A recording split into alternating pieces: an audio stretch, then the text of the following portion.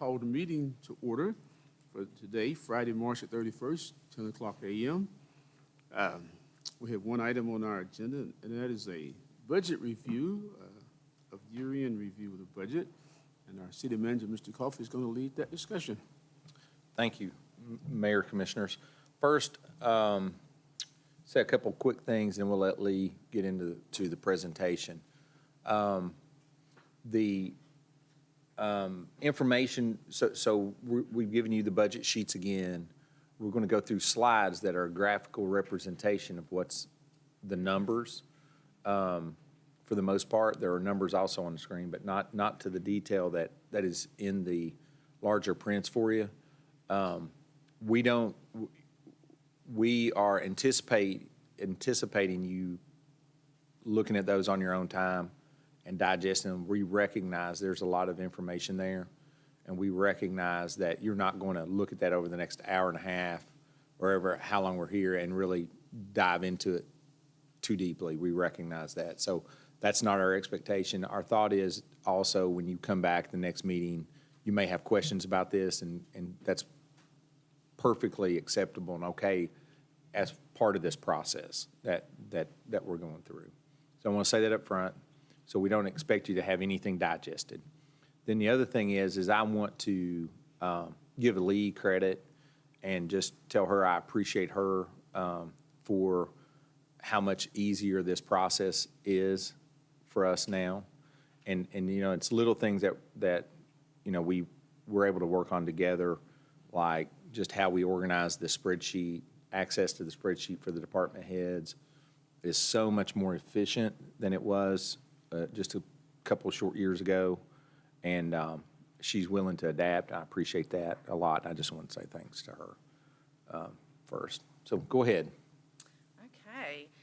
So, like Earl said, we've got a lot of information, and we have converted these to a PDF electronic format. I didn't get them to Ashley in time for her to get them to a packet for you guys.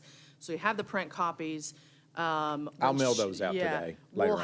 You'll get an electronic copy as well, but we've got the print versions here today. It's also kind of hard, the budget spreadsheets, they can be kind of hard to see on a smaller screen, so it helps to have them printed out because there's, like we said, there's a lot of information. So today, let me turn this on. Our agenda for today, we're going to cover fiscal year end 22.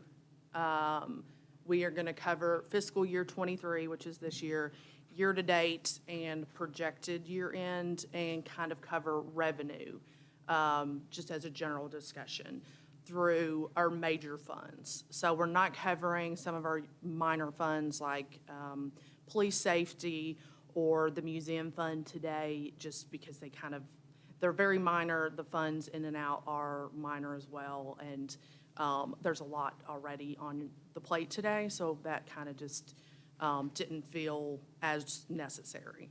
So as we're going through, just stop me with questions as they come to you, or we'll kind of pause in between each fund for any questions that come up. The budget detail of each fund is in the larger prints for you. So when you want to stop on one of those funds, if you want to look at, say, the police department, the numbers are actually on your desk in front of you. Mm-hmm. But we're not necessarily going to dive into each individual department as part of the presentation. We want to keep the presentation zoomed up one level. But if you want to stop and get into a department, feel free to do that, and we'll get into it with you. Yeah, that's a good point. Everything, the visuals are on a like a high level. Fund right? level. Fund level, you know, overall look. But like Earl said, you do have the department level detail. So we will get into the general fund. So fiscal year 22 end, which that's your page 1 of the larger budget spreadsheet, that's your revenue. General fund revenues, budget to actual, we ended very, very positively for fiscal year 22. We ended about 4.7 million over budget. The largest portion of that came from occupational taxes. My pointer's not. Okay, well, I'll just forget that. You saw this kind of in a wider economy view, in my opinion. You saw a significant raise in a lot of salaries nationwide, Kentucky-wide, Danville-wide, and that is the biggest source of our general fund revenue, is your occupational license fee, which is payroll withholdings. And that was a significant jump for us. It was about 124% of your budget, so we exceeded our budget quite significantly in that category. You also saw a bit of a increase in your net profits as well. Not quite as high as your occupational withholding. Your total general fund revenues, which include all categories, was 24 million and some change. Your operating expenses on the general fund also were higher than we would necessarily like in some ways, just because things, costs went up so much more than anybody anticipated, but we did end up under budget by about $690,000. I think that's just due to some very frugal budgeting by some of your operational departments. So combined, in terms of cash on hand impact, you're looking at being plus 5.2-ish, 5.3, when you combine the under expenses, so you didn't spend the cash that you were anticipating. At the same time, you came in a little bit higher on revenue. So the net positive was strong.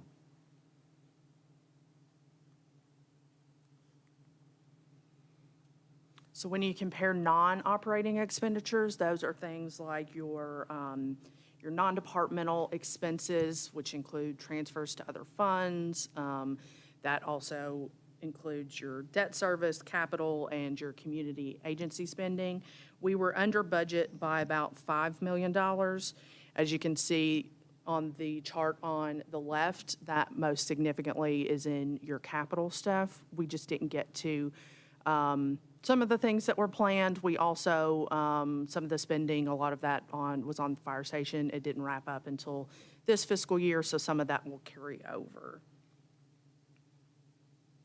And then kind of as a summary, year-to-date, budget to actual, on the right, your total budgeted revenues, we're at 19 million. Your actual, we're at 24. Total budget appropriations, we're at 29 million. And then your actual appropriations were right at 23. So we received more than anticipated, and we also spent less than anticipated. So that's a net positive on that end. Quite a bit of it will roll over into the next year for projects that we had already planned, and they're just taking a little longer than, they're probably taking as long as anticipated, but they cycle through multiple budget years. Yeah, that's the biggest part too, is understanding the budget appropriation, the total budget appropriation has a lot of carryover capital in it. And when that capital, like the fire station, spans multiple years, so it tends to stack visually, so that number can necessarily for the city then was swollen, which the actual expenditure for that year, the city commission last year wasn't spending more money. They were spending what was already on the books to spend from 2 years before that. But because the capital construction lag time, it kept making the budget grow, right? So then the actual budget appropriation this year was very high. But that was because, you still had that same number from the wastewater plant, for example, was still in that total volume. And the streetscape was still in that total volume, and the parks was still in that total volume. And so it had stacked and accumulated. So as that changes, then that total appropriation should go down some this year, but understanding as we get through the capital, that happens. So we'll move on to this fiscal year. In this, we're comparing what we've budgeted, what our year-to-date total is as of February of 2023. That was the last finalized month we have on hand, since this is still March, and then our estimated year end. So for revenues, we had budgeted in total 21 million, and we're estimating 19 at the end. That seems really low. Part of that is we budgeted about 2.1 million for ARPA funds that we budgeted it for this fiscal year. We actually ended up receiving it in like the last part of June of last year. So that, once you account for that, your operating revenues are budgeted at 19.3 million, and we're estimating about 380,000 over that to actually receive it. I think we're still seeing a little bit of the spike of inflated payroll wages, not quite as much on net profits. And I think if you talk to a lot of community business owners, they'll kind of tell you the same thing. Profits have, some industries are still seeing record profits, but a lot of them are not. They're seeing a lot more variation in that, and we're seeing that trend in our net profit revenues. Yeah, Carrie down in the book says people have invested more in their payroll, their profit has gone down, right? And so then that's reflected in your decrease in net profits. So it's not a significant decrease, but not the same increase that we saw from last year.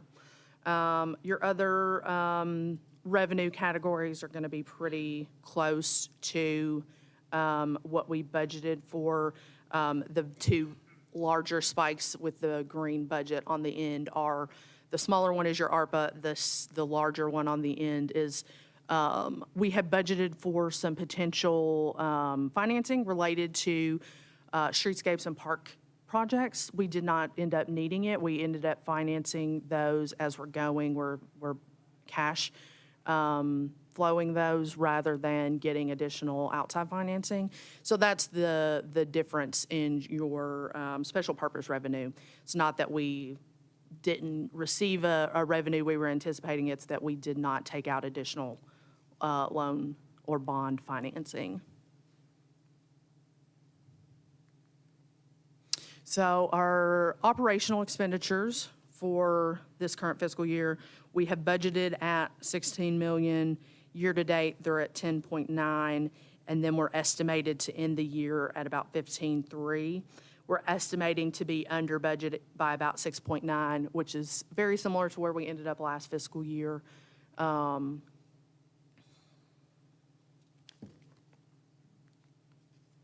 Your non-departmental expenses are, and your non-operating expenses are much more variable. We budgeted again at 2.25 million. Year to date, it's 8. We're estimating 14. A lot of that again is in your non-departmental, which are transfers to other funds for capital. I will throw this in here now because I didn't mention it at the beginning. We are saving our current year capital discussion for a later date. The dollars and the estimates that go along with it, we wanted to give staff time to really estimate what the bigger projects are going to have finished and finalized and the cost associated with this year. And they just wouldn't probably be as accurate of an estimate as I would like if we did it today. So current year capital, we're saving for a future budget meeting where we'll just talk mostly capital. Two, when talking to Josh this morning even, what we want to make sure we do is hear the strategic information we're getting from Kelsey's work, and we want to integrate that into where it's capital dependent. We want to talk about that in that discussion also. So we're going through the comments we've already gotten from you with that KLC conversation, and we're looking at impact to budget on those things, just as a separate process almost. And just for the public's sake, I've just kind of recapped where our general fund revenue comes from. You have your taxes, so your property taxes, your motor vehicle taxes, license and fees, which covers your occupational license tax, your net profit business license, franchise fees, insurance premium taxes, alcohol permits and taxes. You have service revenue that we receive from, for instance, for 911 service, or park and rec, or school resource officers. Your intergovernmental revenue is revenue that comes from other governments. So we get a police incentive or a fire incentive from the state. Any grants we get, and then any potential special purpose revenue, that tends to be your loans and bond proceeds. And for us specifically, we have, since our two largest sources of general fund revenue are your occupational license tax and your net profits, I've kind of created a where that comes from in a format of your top 10 taxpayers by industry for each source. Your occupational tax tends to be heavy in healthcare. I don't think that's surprising to us. We have a lot of healthcare entities around the city. You have manufacturing, which is also another large sector. Education is your second largest. Retail, and just kind of a multi catch-all kind of. Your net profits is distributed a little differently. The net profit, so occupational license tax tends to stay very similar every year. Your net profits, even from last year budget season, it's changed a little bit. I think, like we talked about earlier, your net profits we're seeing some slight changes economy-wide. So this year, this was tax year 22. Manufacturing was the highest sector for net profits. Everybody else was a lot lower, under 10% or under. Restaurants were at 10%, construction 8%, financial services 5%, oil and gas 7%, realty 7%, and then just miscellaneous 5%. So I think it'll be interesting if we kind of track this over time, just to see how it changes over the years. Where did my tax dollar go? So this is just kind of a breakout for that. I've seen it done other places, and I thought it'd be interesting for us. For every tax dollar out of your general fund, where did it go to? You have 8 cents to your legislative executive department, 5 cents to finance, 3 cents to IT, 26 cents to police, 19 cents to fire, 6 cents to 911, 2 to code enforcement, 10 to public services, 9 to debt service, less than 1 cent to your community agencies, and then 12 cents to your non-departmental. I think this is, I was going to say I think it's pretty similar to other cities. I don't know that, I'll backtrack on that. I don't know 100%. I think it's very similar to see police and fire to be your highest categories. I think depending on the way a city structures itself, the other departments will fluctuate quite a bit. But I think this is not uncommon, and just fairly representative of how our city general fund is structured overall. I think the non-departmental kind of gets I think a lot of folks would see that and be a little confused, or I don't know, maybe upset that such a high amount is going just to quote unquote non-departmental, and they just don't understand what we use that for and how that's structured. So before we move on to park and recreation, what questions do you all have or comments about the general fund? Pass through a lot of information. Go back to your dollar. Yeah. That 12% for non-departmental, would you give us some highlights of what's included in that? Yeah. Because there's somebody's watching this, or gonna watch this. Absolutely. And for you guys, on your page 11 is our non-departmental. So in our non-departmental fund, that is where we budget transfers to other funds. So some of our other funds, the general fund supports, they are really small. Yeah, the page Page numbers are very small. bottom. I'll bring them, microscope next I time. thought that was a crumb. Just a print smudge. So for instance, your cemetery gets a fund transfer from the general fund to help support the cemeteries. Your parking fund, your museum fund, your garbage fund, a lot of your funds, the smaller smaller enterprise funds get transfers.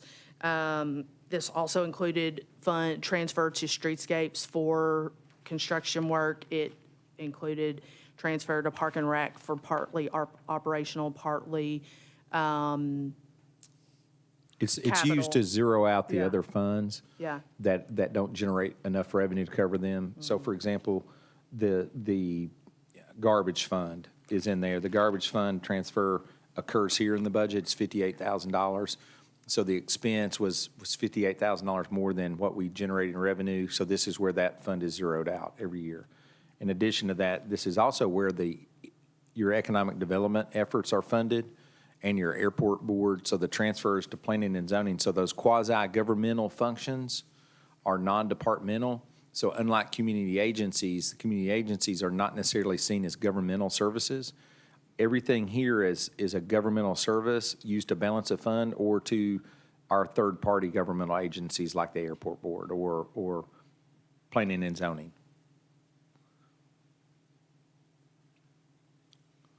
So it's non-departmental in terms of service directly from the city in ways, but it's all integrated into our overall budget. The medical and the hospital and the pension, who does that cover in this department? So the pension is we have a police and fire pension. Right. For the old, that's our contribution for that. The medical, so we did this is something Randy and I discussed in, last year. So we have, for medical insurance, right, you have your expected liability and your max liability. And we budgeted in each department, we budgeted to expected, and we budgeted that overage to max in our non-departmental, just because it felt more truly representative of each department. So like right now, there's year-to-date, there's a negative number in there because we had recently gotten, as of the end of fiscal '22, some refunds from older health insurance claims that couldn't be tied directly to a specific department. So that's where we allocate it. Okay. So, Thank you. Yeah, that just seems like a cleaner budget to us when we looked at it. It just, your known and measurable costs, I say that a lot. We like that, the known and measurable to lie as close to the department. Y'all have heard me say that with the utility before quite a bit. And so same thing with the health insurance. Your expected is known and measurable to each department because it's based on the number of employees in that department and what their situations are. But then that above that expected is based on claims. And so we have no idea where that's coming from necessarily at the beginning of the year. So rather than try to estimate how many claims are going to occur in the police department, we lump some of them here. And not to just reiterate the police, but it's easy, everyone, yeah. Public Works, I mean, it could be any of them.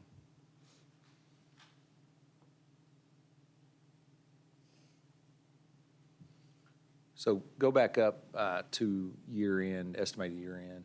Go to this one real quick. The nonprofits. So healthcare, education are nonprofits for us, a majority of them. So you see manufacturing is, so we have that explains that variance on those two, so which is why you want to look at each one of them separately. Right? So then go on up to the old year end, which was here. We felt pretty good about that. The basically the slide on the right side, revenues came in over and expenses came in slightly under. And so we give credit to the department heads for the column on the right. That means that what they said that we would do, we did. And on the left, that means we were very conservative with our estimating revenue. Recall last year was that first year post-COVID that we felt like that we would start to see revenues trend towards a direction that it's going to stabilize at. Remember, we had lost 1% of revenue when things shut down in 2021, that fiscal year, and it took a little bit for that to recover. We used words like 90% of revenue, 90%, 85%. So it looks like here, by the end of last year, we had recovered, which if you'll remember some of those conversations, we were anticipating that based on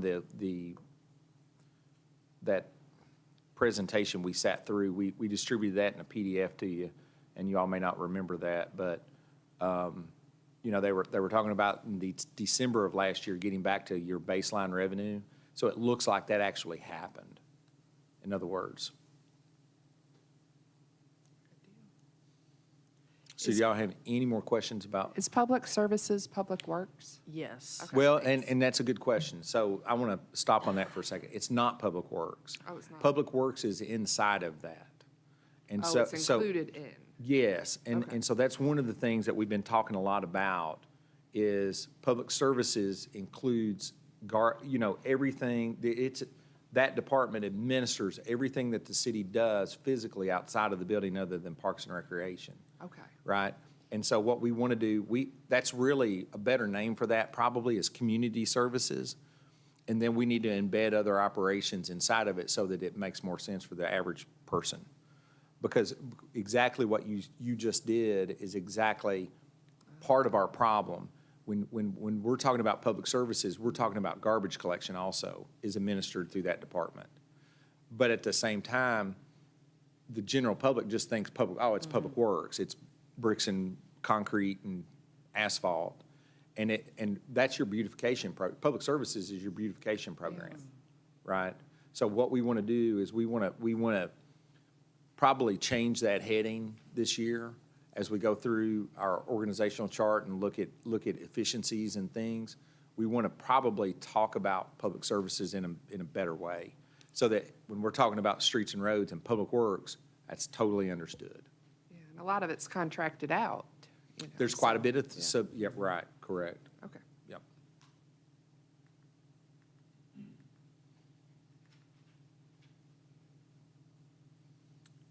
Any more questions on the general fund? If not, we'll progress.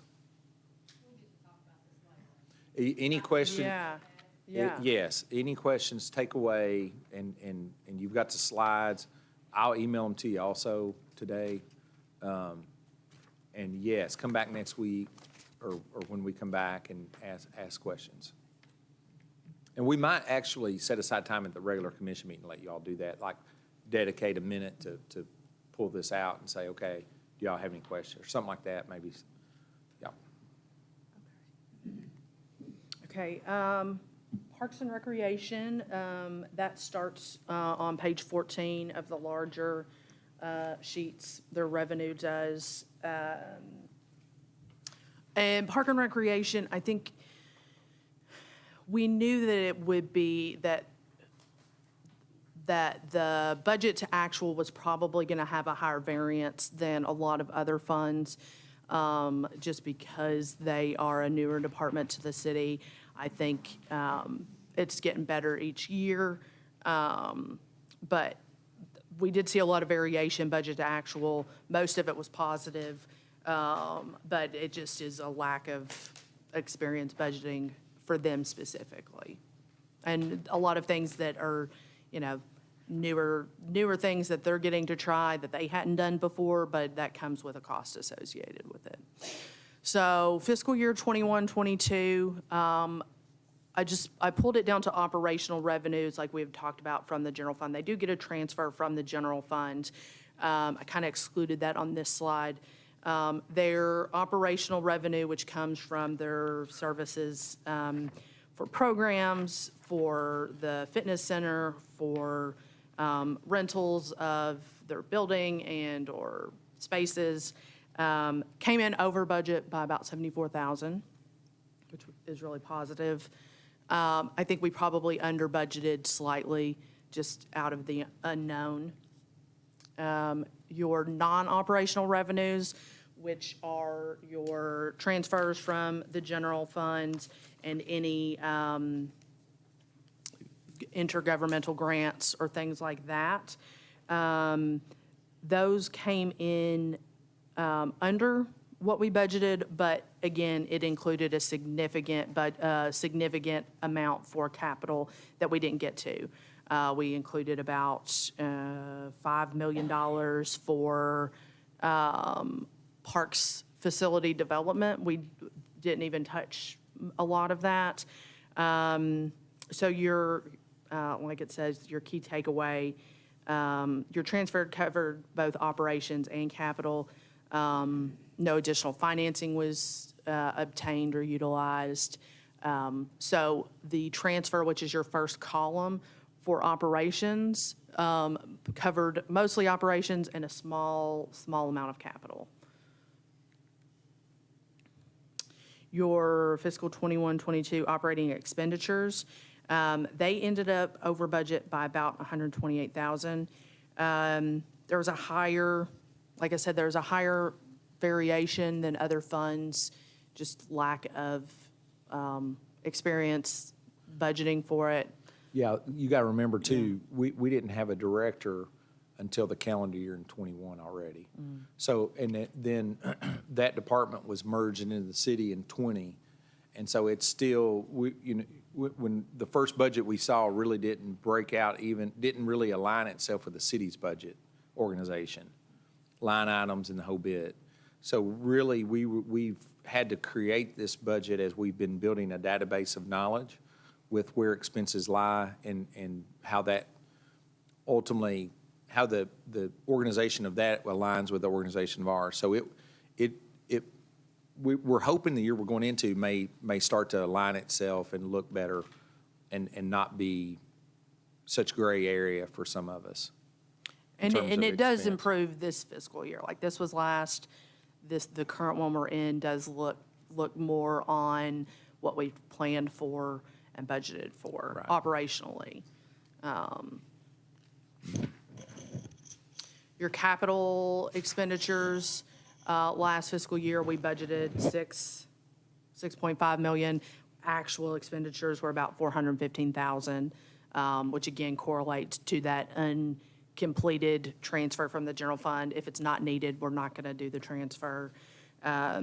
Your actual expenditures included some playground equipment and parks development from a conceptual standpoint, and then some trails. Yeah, so in that cycle is when we added Jenny Rogers. And when we added Jenny Rogers, that's whenever we, instead of going straight in towards the first three things to build out of the Parks Master Plan, we stopped and then refined our planning effort that year. So rather than spending the $6.5 million, and the $6.5 million carried into this budget that we're in now. So current fiscal year, these are again operational revenues. I've pulled out the transfers. We budgeted about $237,000. We're estimating to be over by about $72,000 at 310, which is similar to last fiscal year. Again, we probably under budgeted just slightly, just as a precautionary measure. Your operational expenditures, we're estimating to be under budget by about $38,000 this year. I do think this fiscal year, like we said, we were much more on track with actual expenditures and what we would be accomplishing on the operations side. Millennium Park will be right there at slightly above, with your fitness center right on track and your pool and your community parks being just really, really close. $38,000 is is pretty minimal when it comes to a budget of this size. in That's my how, opinion. when we're describing this, that's integrating the parks into the city's operations. The knowledge is a big part of that integration, which is reflected in the difference in budget, our ability to budget for those departments. So like we said, we would hold off on true capital discussions until next time. The smaller funds, I did limit the number of slides just to kind of keep our discussion on track and not get into the weeds on every single fund. So we're going to move to cemetery next, but I'm going to pause here for some questions or comments or anything about Park and Rec Fund. I mean, does the county not contribute to the fund? They or do contribute, I saw the yes. line, but on here it doesn't. I So didn't know. it gets, so we could probably do a better job of showing it. It gets included into the general fund as a set amount. That's where we budget it from. And that same amount essentially gets transferred over into as a transfer during the fiscal year. Like so far in this fiscal year, we've transferred about 2.6 million from the general fund. That includes, it's not listed out, we could do a better job doing that. What is their contribution? Do you Their know? contribution for fiscal '22 is right around 322-ish, 325, something like that. It was originally set the first year at 322, and then it goes up by COLA each year. Okay. Yeah, and they contribute quarterly for that. Okay, thank you. Yeah, so I think we could do a better job of showing that. We could also probably do a better job of showing what we're transferring for operations and what we're transferring for capital. That just hasn't been something that I've built out separately. So it's a just little yet. more granular. Yeah.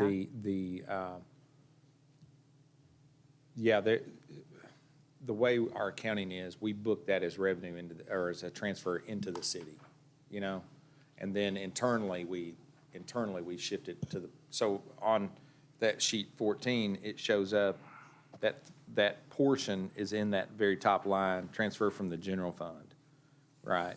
So that's, a portion of that is the county's contribution to the parks fund.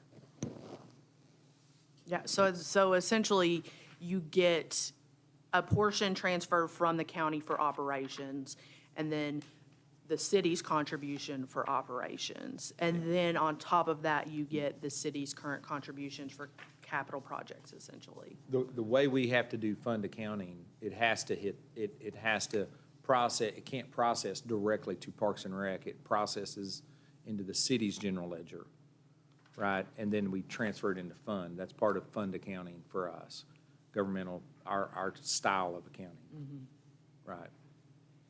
But we can try to get more creative in how that's illustrated so that it's Yeah, we more can definitely, easy to yeah, track. make that more visible.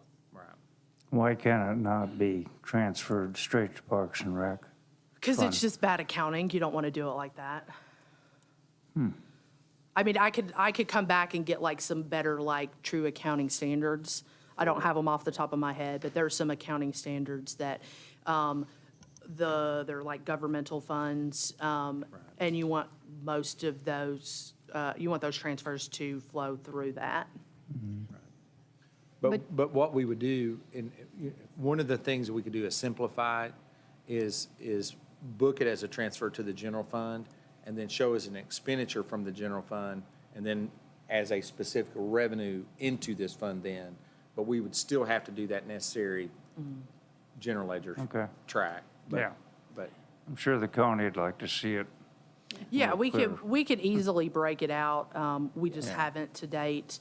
Just On the so that it general looks- fund revenue, couldn't you put a line item there to just So it say- is on general On fund that revenue. front, is it on there? Yeah, so general fund revenue, that very first page. Right. If you look at the line that is, it's under service revenue, and it's 10, and then 4564 services, community contract, Boyle County Parks. Parks, Yeah.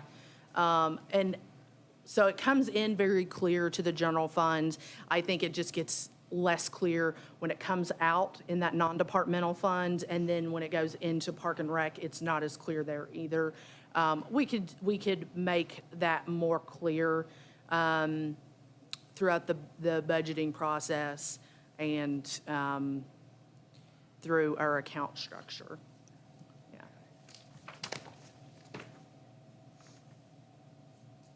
But why would we have their budgeted 350 and their actual 258? Did they not contribute as much? On the general fund for the Boyle Parks? Parks. Budget. Oh, that's as of That's as of, 2/28. yeah, that's year-to-date. Answer Sorry my about own that. question, thank So you. I think we might have just, like, I might have just messed Yeah. up the math slightly. So technically, I guess it looks like we're gonna be under budget by about $5,000. That's probably, I just hit in the budget process last year, we over budgeted by like 0.02% or something Yeah. like that. Did But it's a set, that one's a set amount based on a contract. Do they contribute quarterly?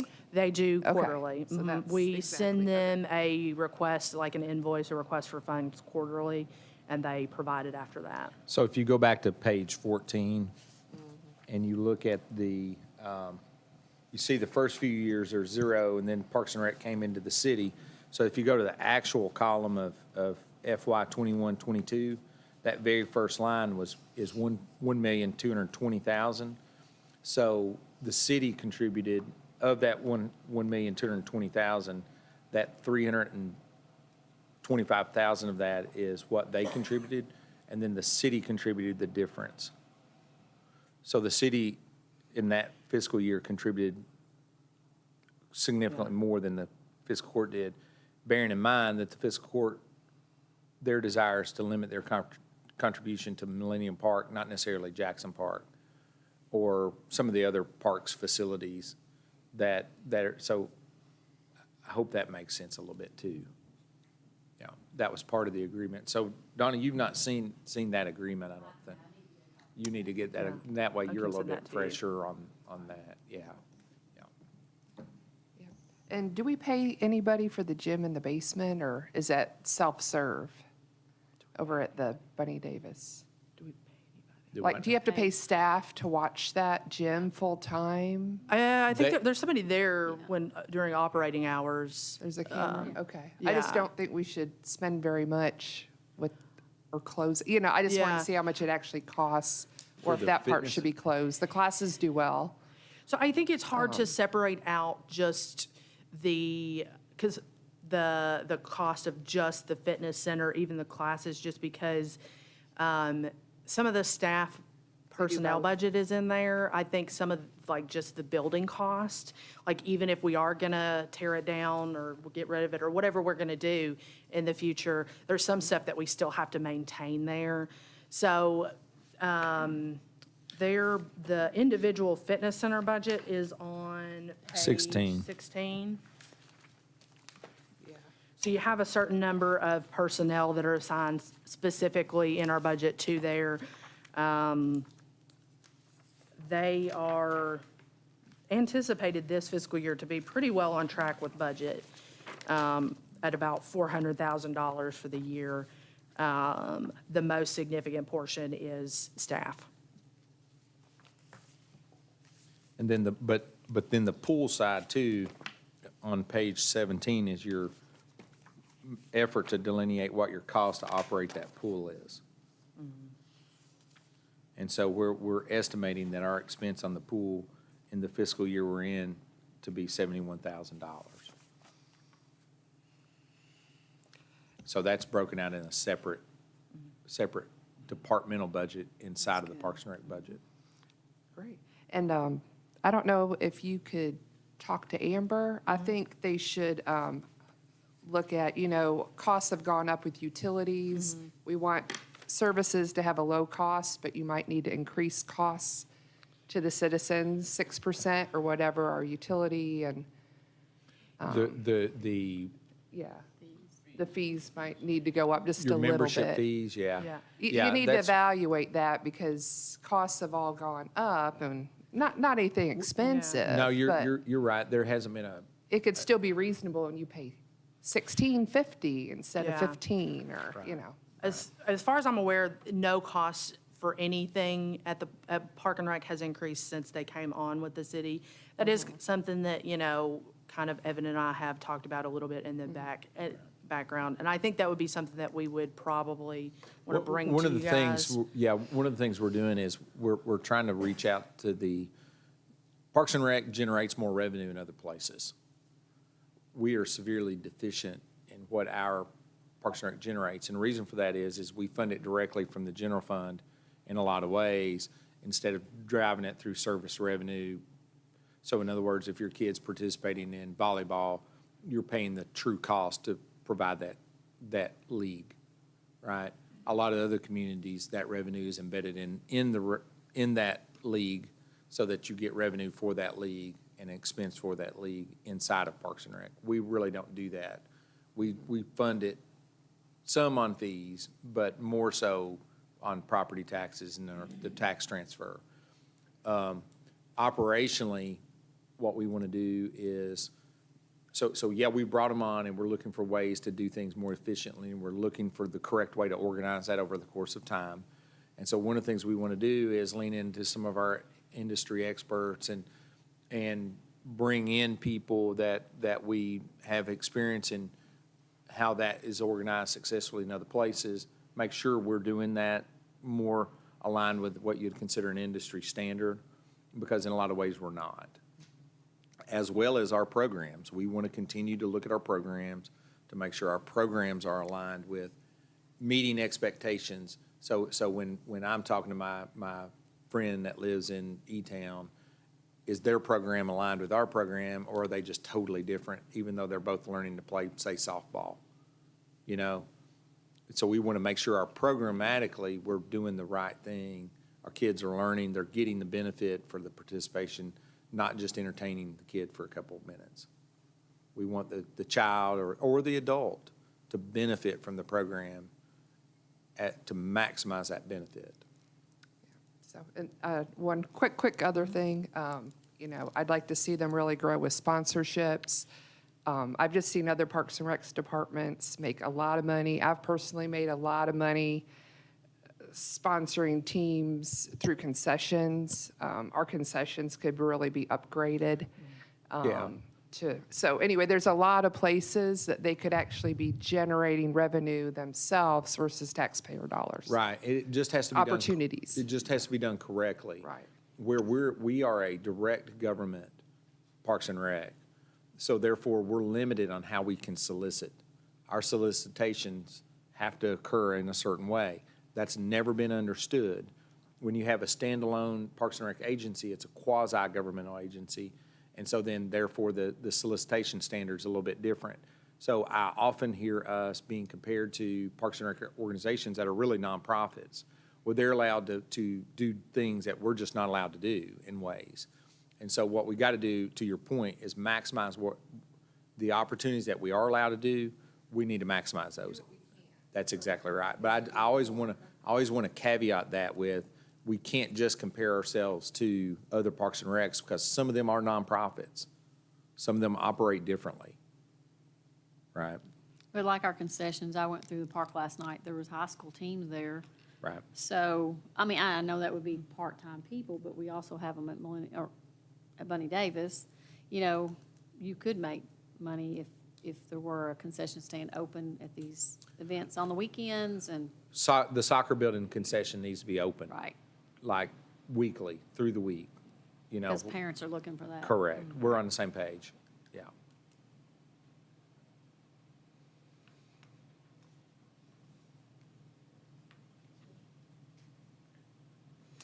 All right. Any other Park and Rec questions, comments? No? Okay, then we will move on to cemetery fund.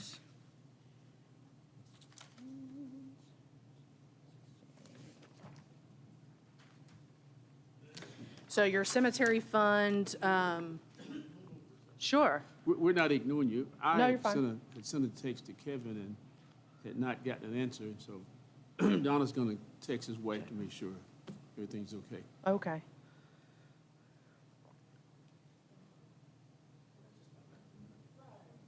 Yeah.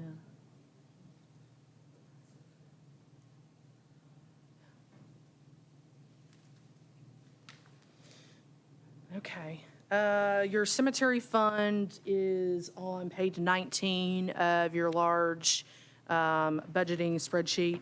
That one is a one-pager, so everything related to cemetery is all on, no, I've just, that's not, yep, nope, it's all on one page. So fiscal year 21, 22, revenues, budget to actual, you were under budget by $44,000. That is due to, again, transfers. For cemetery, we budget a transfer this fiscal 21, 22. The budget was $237,000. The actual transfer was $150,000. That's the difference in Go to your revenue. the expense page. So the transfer is used to balance out the expenses. And so then if your expenses on this sheet are coming in a little bit under, then the general fund won't transfer what we projected. Yeah. So as we went through the fiscal year, the cemetery expenses were under budget, so therefore we didn't transfer as much from the general fund. Yeah. Does that make, that's really the. That's what it is, yes. Yeah, that's a better way to, so on these other funds, we probably need to start where the Yeah. general fund is used to balance those. We need to start with the expense side rather than the revenue side. Yeah, so your, most of your expense categories were slightly under budget. Capital, they didn't quite get to as much capital as they planned for fiscal 22, or for that they budgeted for fiscal 22 for various reasons. Current fiscal year, and like Earl said, we can jump to expenses and then go back one. We're estimating to be over budget by about $5,000. It looks, it's mostly in your personnel category that can be heavily influenced by medical costs, which we can't really do anything to mitigate on that end, nor should we try to mitigate medical cost on that end. Your other budgeted items are pretty close to actual to budget. So we're estimating to potentially be slightly over where we budgeted for by about $8,000, $9,000. Your services, we're anticipating to be above what we budgeted, which includes, that's your cemetery lot sales, your cemetery job work.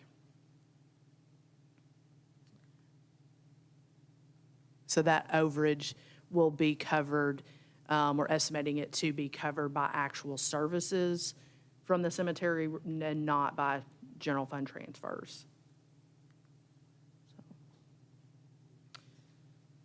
In total, we're estimating by the end of this fiscal year, about $370,000 in expenses for the cemetery fund. Again, this is a smaller fund, so I didn't go into as many slides for this. So do you have any questions? I know that we contract out the mowing. How many employees do we have in? I know we'll probably get to that later too, but 2 full-time? Okay.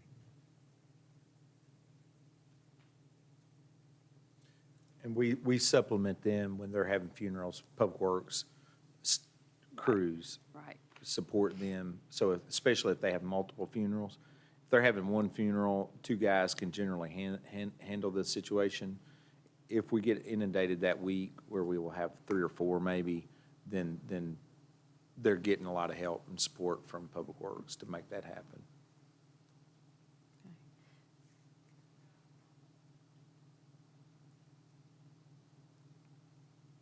We just opened that new section up of lots. I mean, I'm not sure how many we've got left, but, so, Yeah, we're seeing a lot of transfers. You're seeing some Right. buybacks and people wanting to move their plots over there.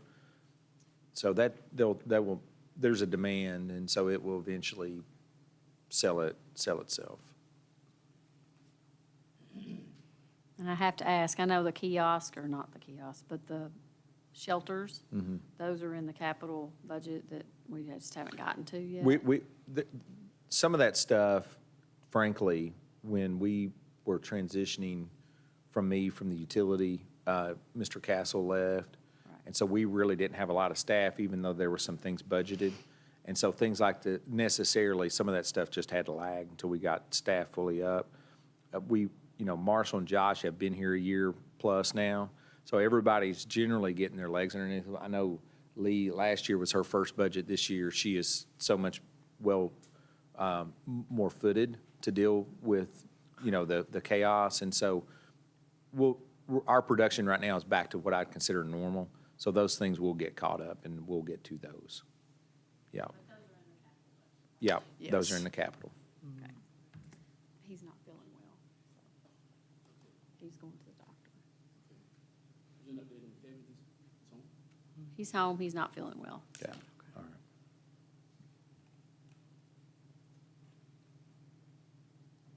Okay. Well, I'll move on to stormwater fund then. So your stormwater fund, that covers page is 20 and winds up on 21. Really couldn't get that all on one sheet to look clearly without it being even smaller.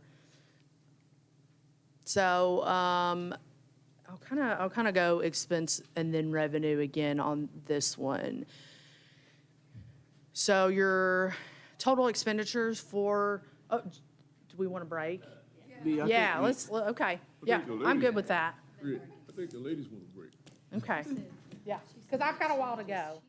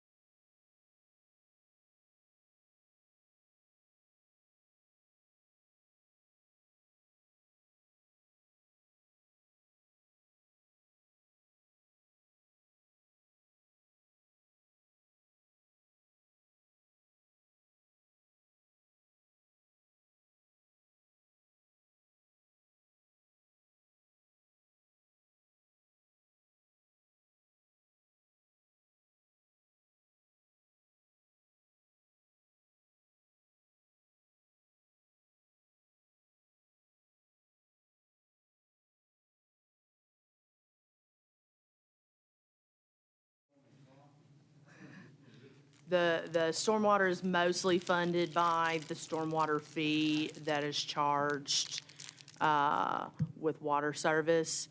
We're estimating to be over budget in revenue by 2,500. It's a very small margin, basically right on track with budgeted revenues. We're estimating to be under budget on expenses by $480,000, most of which you can see is that final column of capital. Or I'm sorry, this was fiscal '22, so these are actual numbers. Operating expenses were under budget by $54,000. So we did a very good job of maintaining the stormwater fund operating budget. There were a few things that I think we had planned in fiscal '21, '22 for capital for stormwater related to maybe basins, but we did not get those completed. Current year revenues, we budgeted $600,000. Year-to-date, we're at $396. We are estimating to be under by about $6,000 at $594, just based on what we've had coming in with the water bills. I would be very, very close. And then expenditures, we are operating is at 526 budget. We're year-to-date, we're at 350, and we're estimating at 586. That one is also estimating over related to personnel and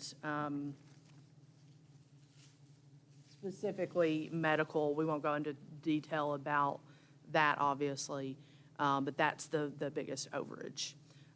If you're looking at page 20 in your estimated fiscal year '23, you can see the medical is almost double what we had budgeted for. But like I said, again, we budget in other areas the max liability that we have to kind of mitigate these things where they do go over what's anticipated.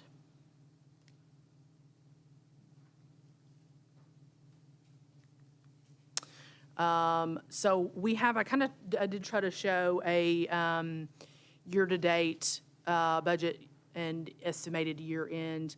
We are looking to net about close to $8,000. Your blue category is your expenses, your green is your estimated revenue year-end. So we're looking at potentially just being really close to breaking even in this fund for current year.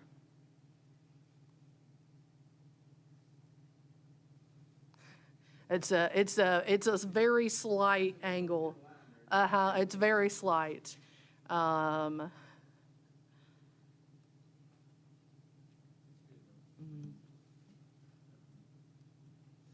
this is another one we didn't go into too much detail. We'll go into a lot more detail on the utility fund just because there's so much more activity to it.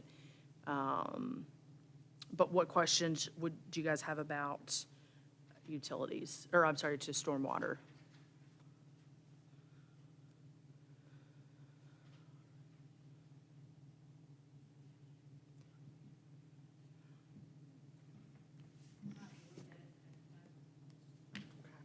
Yeah. Okay. We will proceed on to utility fund. Fiscal year '22 year end, operating revenues, we ended the year slightly under budget at about $385,000. We, in total budgeted revenues versus appropriations, for fiscal '21-22, you budgeted a slight spend down in your fund balance by about $3 million. So coming under by about 385 isn't significant considering the size of the utility fund. Your revenue for utility fund is on page 22. Fiscal year '22 operating revenues, you budgeted about 10.8. and it came in at 10.5. And then I think we go to non-operating. Oh, well, I went directly to operating expenses. So your operating expenses also increased fiscal 21, 22. I think that was when we first started seeing a lot of increased cost associated with operations. So your chemicals went up unexpectedly that year, things like that. Your non-operating revenues, these vary significantly in the utility fund because we budget for capital and things like that in your non-operating revenue. So fiscal 21, 22, we had 3.5 million in loan proceeds budgeted that we did not obtain. Not that we couldn't have, there was the need at the project stage wasn't there, so the need wasn't there. We didn't take the funds. You had about 2.1 million in KIA loan proceeds. Your project was dependent on being in a certain stage and getting those revenues during that year, and it just didn't make it that far.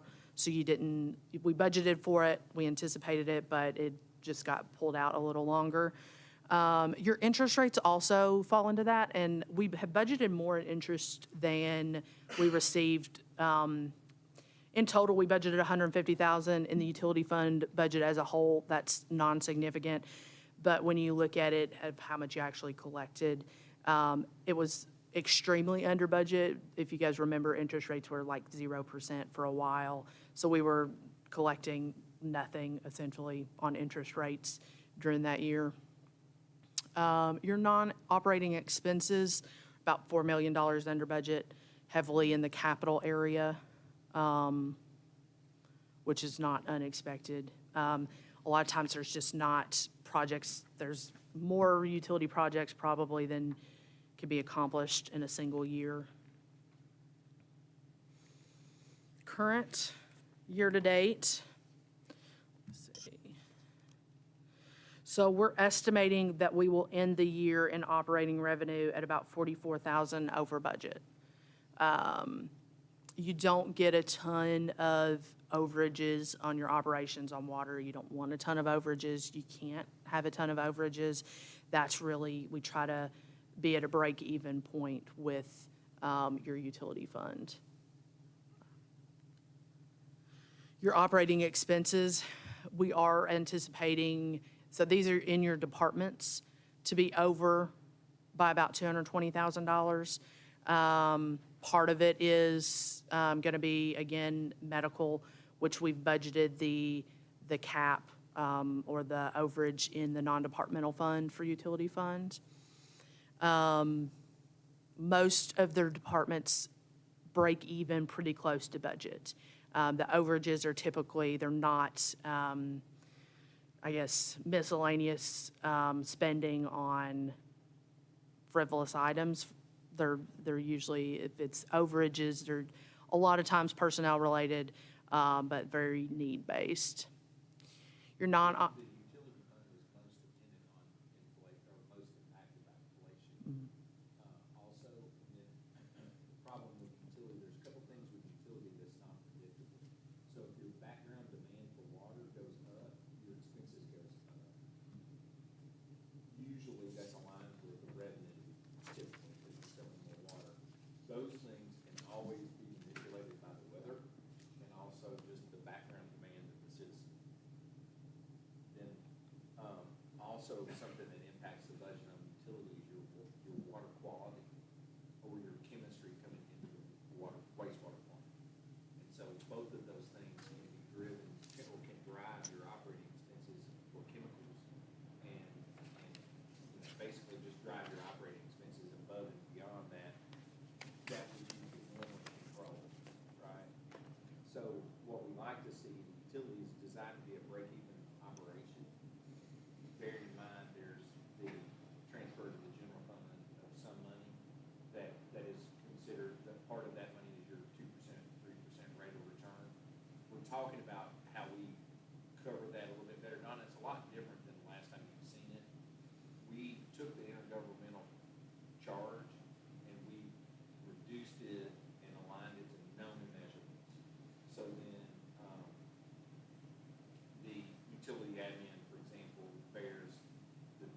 cost to provide the bill, the true cost to provide those services that are field related.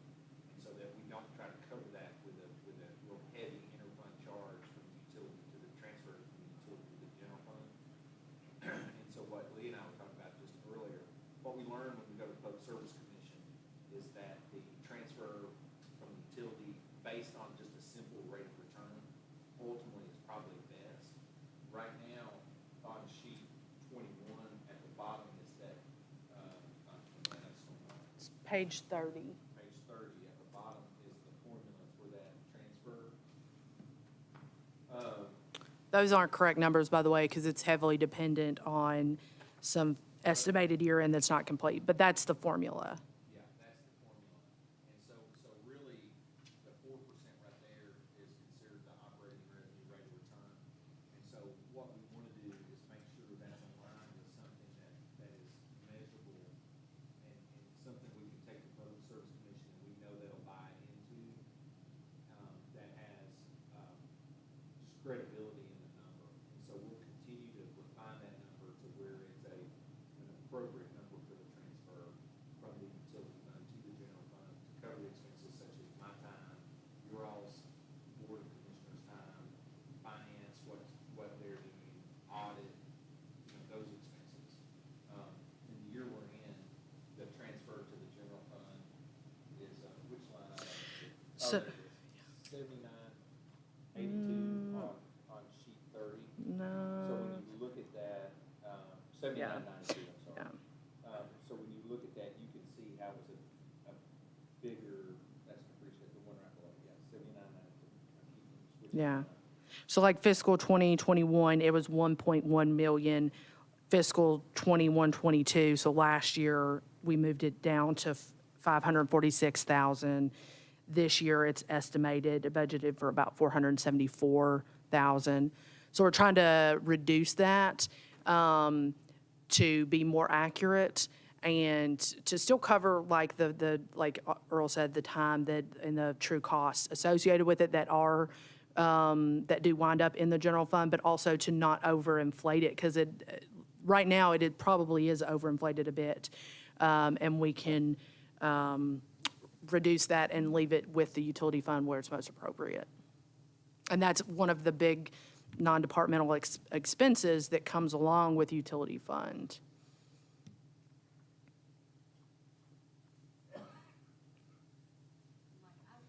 I'd like to know, I know when I left, there was a lot of, I mean, we sell water to a lot of people, but just for the public, how many people do we sell water to? What agencies do we sell water? And is it shown in here, like? No, Marshall will present that type of Okay. information in his departmental budget. Okay. And talk about water sales and volumes and things like that. I'm sure it'll make it interesting. The biggest variation.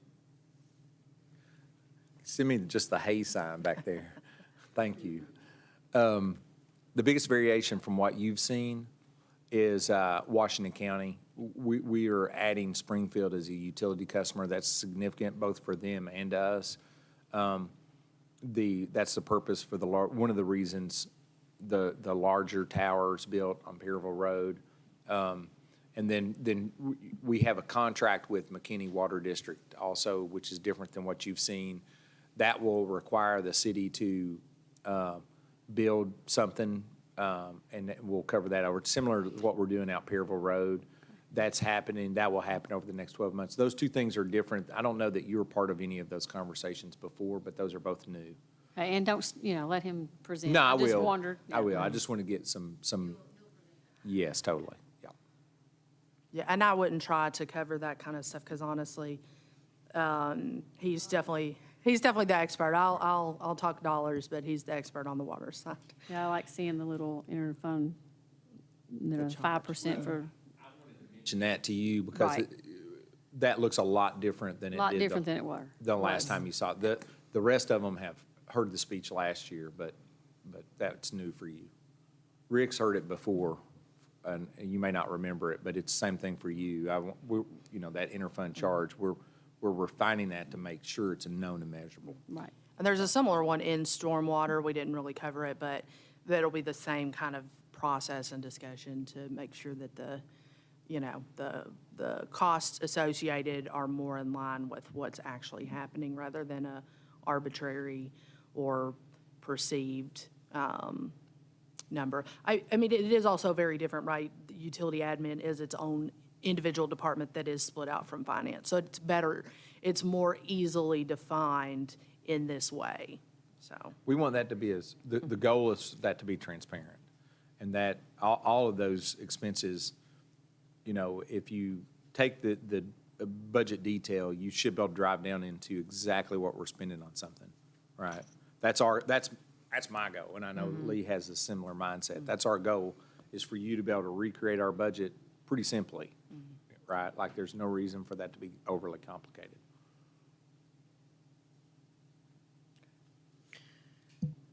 Just kind of this last slide, I just wanted a kind of a comparison like we did for last fiscal year of the total revenues budgeted. These are operating and non-operating together, 31 million, and then you had 33 million in appropriations with a known planned 3 million spend down of your fund balance. I don't think we're going to get all the way there at 33 million in appropriations.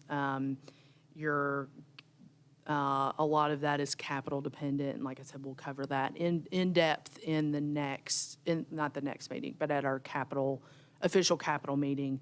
And just kind of for the sake of the public, revenue sources when it comes to water utility service, your operating revenue does come from your water and sewer services, tap fees, labor related to that work, your turn-on fees. There's a few miscellaneous that I grouped together. And then your non-operating revenue, which depending on the year can be quite significant. It does include interest. We have a few tower rentals that we've transitioned from general fund to the utility since they are utility related. And then bond, loan, funding, depending on the need or what we've got going on, grants. Talk about bonds for a second on the utility. One of the things so years ago, I was told this, and it makes more sense when you go to Public Service Commission and go through their rate analysis where they dissect your rate and do a granular review of your rate. What the cost to the benefit of the service, the benefit of your expenditure, they want it tied to your service. So therefore, debt service is actually encouraged on the utility side so that you don't collect money from Commissioner Holland and allow her to pay for an asset that she doesn't get the full benefit of. So if that asset lasts 20 years, she moves here and she pays, $100 for that asset, and then she leaves. Well, then 19 years of that asset, she paid for it but didn't get the benefit of it. And meanwhile, customers in year 10 are able to move in and not paying for that expense. So believe it or not, either covering depreciation in your rates or also debt servicing things in your rate. So they want to equate everything into either a pure debt service number or a depreciation expense in your rate. Actually, and so I hope that makes sense, but you got to keep that in mind, that the utilities break even, pay as you go, but also must be tied to the benefit of the service you're paying for. So we don't necessarily have an inflated revenue to stockpile a bunch of money to go build something with. That's not what you do with the utility for the municipal-owned utility, really. Hope that makes sense.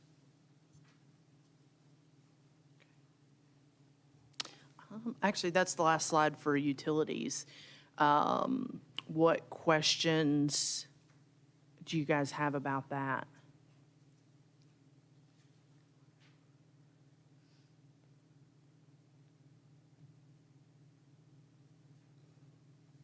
And utilities, the departmental sheets, there's quite a few of them. Like we said, I think it starts on page 22-ish, 21-ish. Yeah, 22. And it runs through page 32. So there's quite a bit of information, and I'm sure you guys, once you have time to sit through it and look through it, get your magnifying glass out to see it all, you guys will come back with some questions.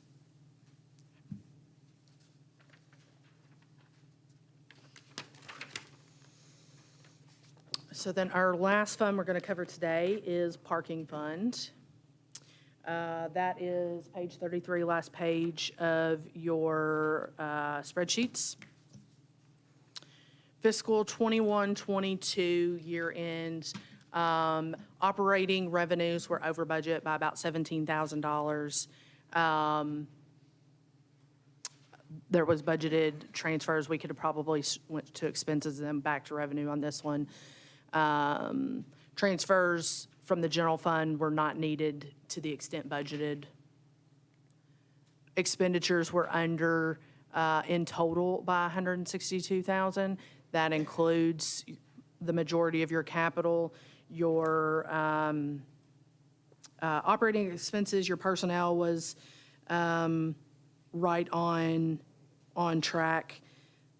Your a little bit lower than budget. Your contractual obligations were almost dead even with your budget. Your other catch-all was a little under.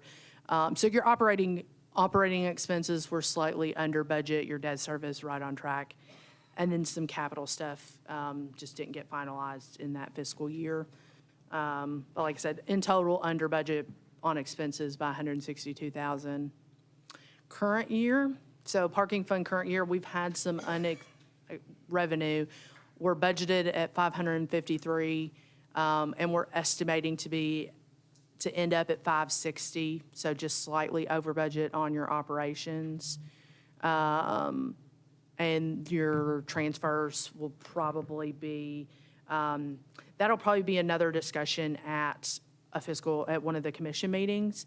And because we've had some unexpected expenditures in parking fund, something that I've been tracking, and if you guys got a chance to look at the monthly budget spreadsheet I did for the last one, we've had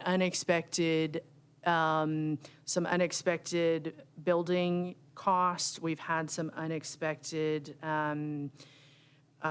need for security services.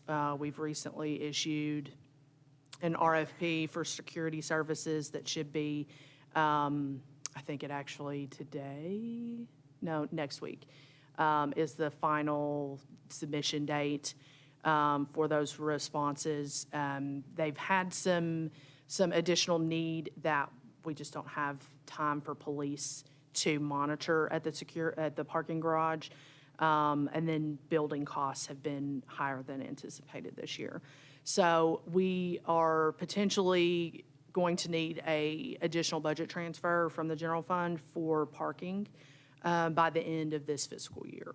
So that's something that we're keeping an eye on. But it's unfortunately, it's just expenses that we can't avoid. Let's see. So right now, we're estimating to be, did I put an estimate in?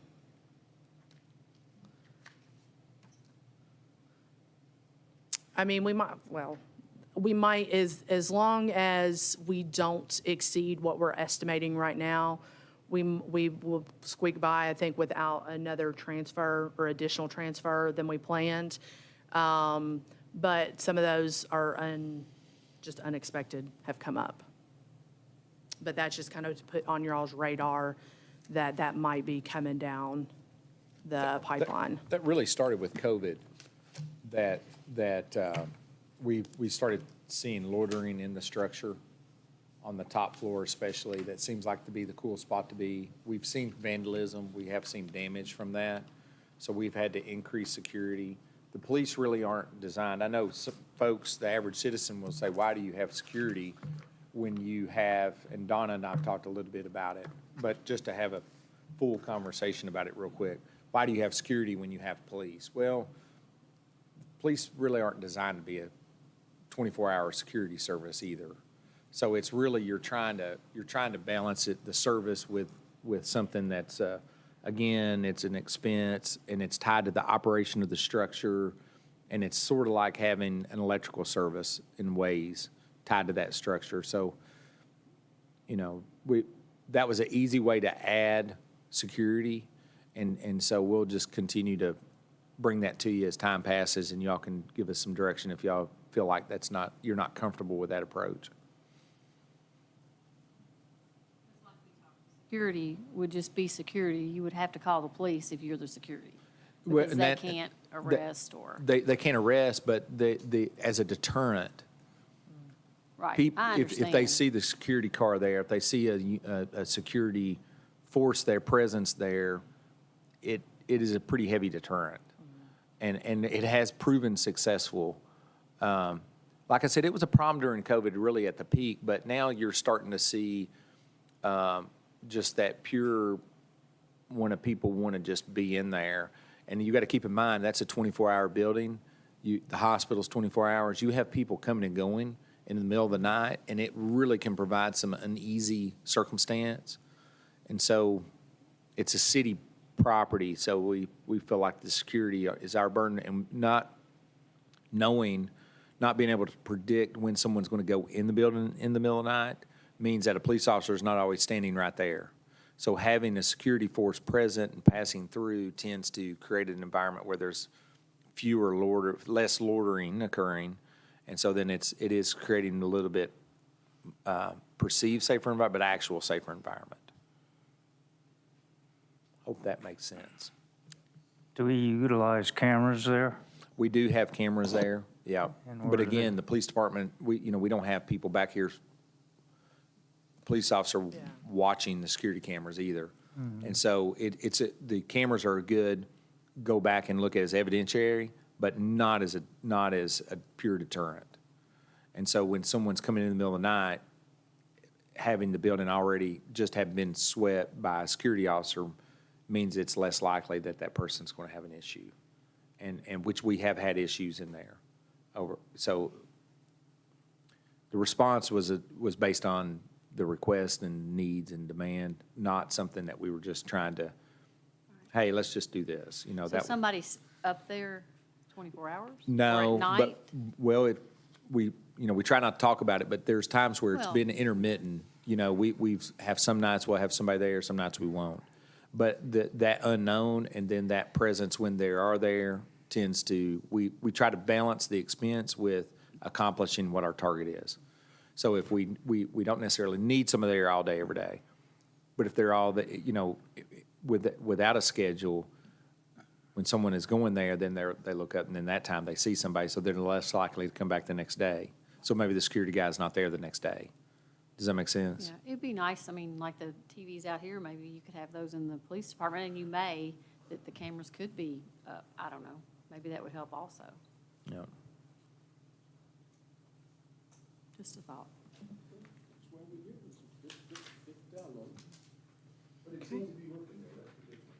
It has been, and that was a recommendation of the police too. Like, it wasn't just like me and Lee inventing that. I mean, the police department once their call volume got to a point, then they felt like they were taken away from other things they were supposed to be doing just to provide security. So then it felt like maybe this was a good way to offset that rather than adding time to the police department in the way of overtime. This was a cheaper alternative. Right, so this is actually, it shows up as a direct expense, but it actually is a lower cost than overtime, the direct expense. It's indirect versus direct. Yeah. So that's kind of what we have today. I know that's a lot of numbers, a lot of information. Is there any one fund or area you guys want to go back and revisit today? But otherwise, like I said, you'll have these. We'll have Earl send this out electronically, so you'll have it electronically as well. And we can come back and rediscuss once you guys have time to digest all 30-some pages. And like I said, we avoided the minor funds today because it's already a long enough process. And these are they're all important, all the funds are important, right? But these are the probably most, these are the biggest revenue-wise, expense-wise, for the most part, and service-wise.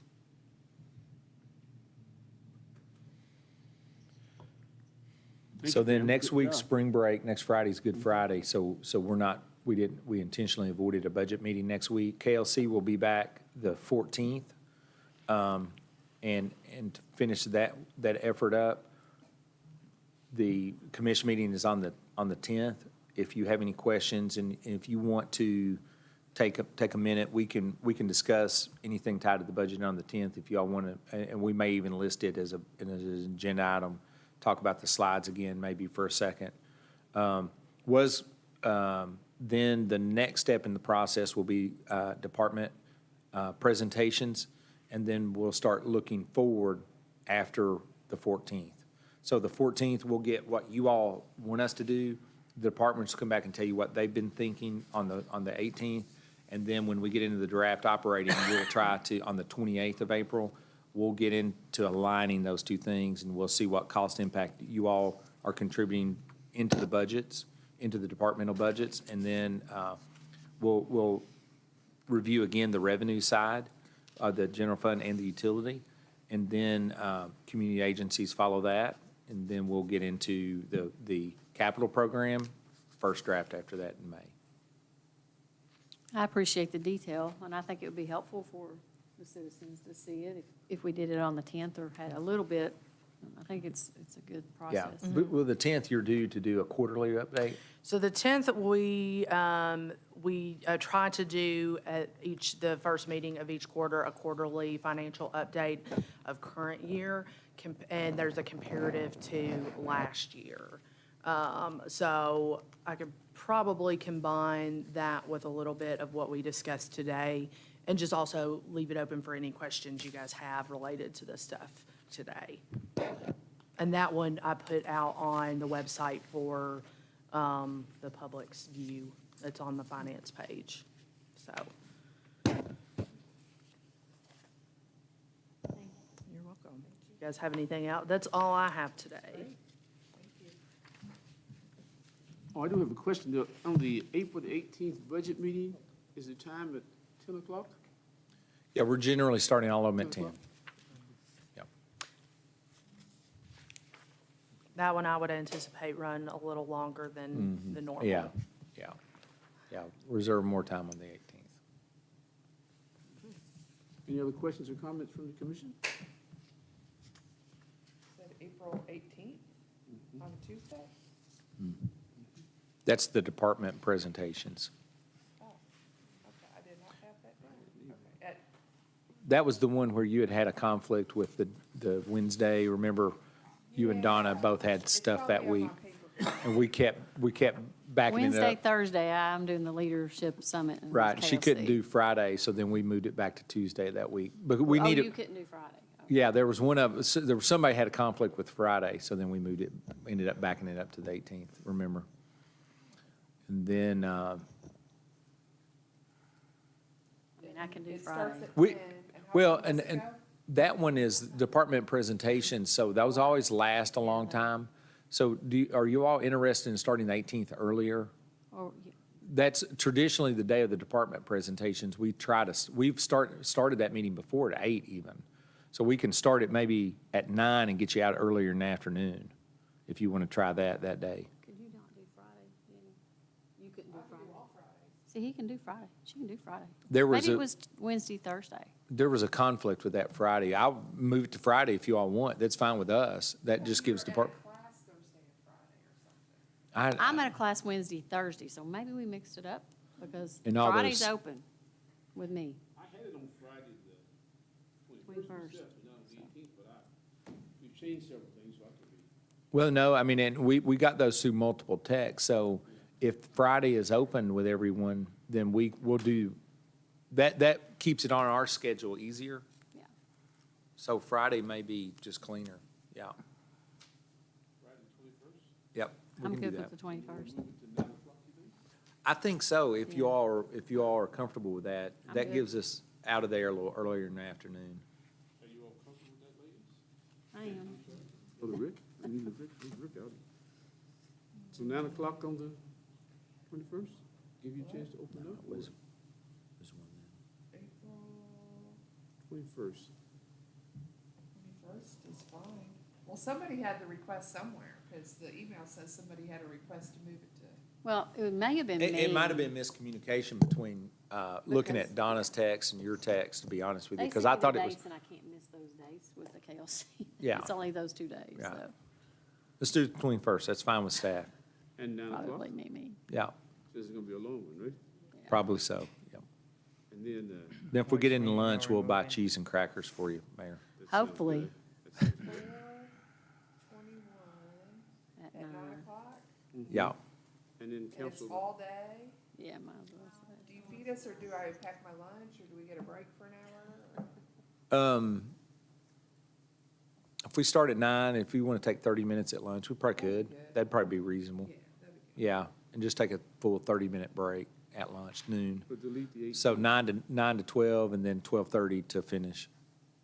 What is this replace, where was it before? I'm sorry? Which date was it previously? It was, the last calendar I sent out, it was the 18th. Okay. Yeah, He's moving it back to the 21st. Oh, okay. Yeah. Moving from Tuesday to Friday. yeah. So I will send you all a new PDF that's got that change in there.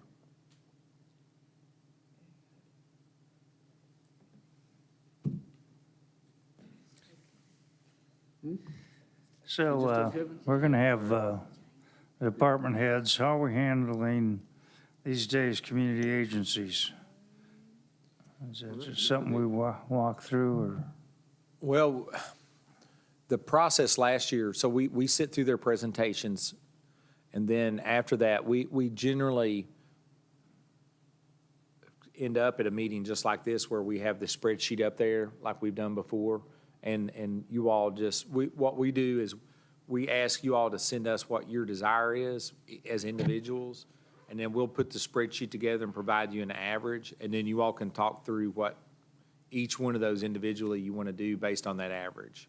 Okay. And, you know, last year, there was a couple that went up and down from the average, and it, so that generally has proven successful the last couple times. Presentations is on the 4th of May. That's what it says. I'm going to open this up and I'll double check.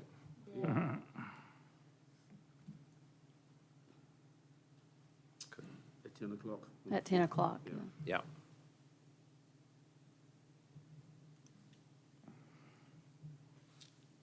So that'll be a full day as well. Right, I was thinking, okay. Lee, is this Pioneer School of Drama, is that basically Pioneer Playhouse? Yes. Okay.